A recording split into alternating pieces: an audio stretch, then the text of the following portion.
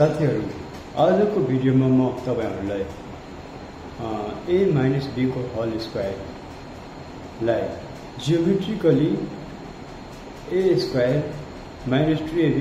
+ b square कसरी prove गर्न सकिन्छ भन्ने कुरा यस भिडियो मार्फत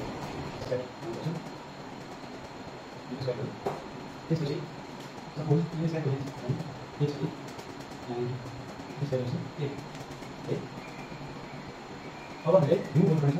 यो गर्न हामीले यो गर्नुपर्छ यो गर्न हामीले यो गर्नुपर्छ यो गर्न हामीले यो मान यो पनि छ यो पनि छ अनि यो डिफरेन्स चाहिँ के हो यो डिफरेन्स चाहिँ b छ रे यो डिफरेन्स हो छ के छ के छ के छ भाइ हो के छ त्यसो गरे यो डिफरेन्स b को कसरी हो यो चाहिँ हामीले यो चाहिँ b हो पुरै हो यो चाहिँ हाम्रो तपाईले स्यालो काट्ने गरिरहेको छ यसलाई के गर्नुपर्छ रिमुभ गर्नुपर्छ रिमुभ भनेको हटाउनु पर्छ तब मात्र हामीले त्यसको a - b भनेपछि यो पाटो मात्र एरिया चाहिन्छ अरे क्या अनि त्यसको लागि भ्यालु के हुन जान्छ क्या सुरुमा चाहिँ a स्क्वायर यो ठुलो हो a * a स्क्वायर भयो माइनस अब के सब्ट्र्याक्ट गर्नुपर्छ सबैलाई सब्ट्र्याक्ट यो ब्र्याकेटभित्र हाल्दै जान्छ हामीलाई यो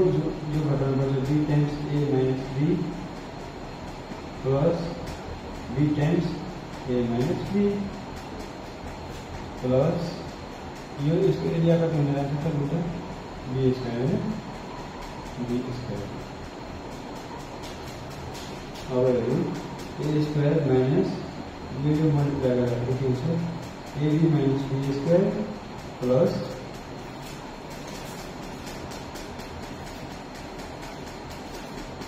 फेरि ab - b square plus b square अब यहाँबाट हेर्दाखेरि के देख्छ भन्दाखेरि यो minus b square plus b square cancel हुन्छ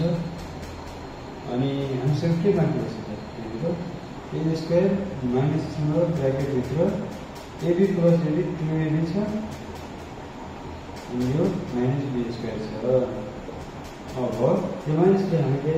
यो ब्र्याकेटभित्र भएको टर्म्सहरूलाई मल्टिप्लाई गरौँ तब के हुनुहुन्छ a स्क्वायर माइनस 2ab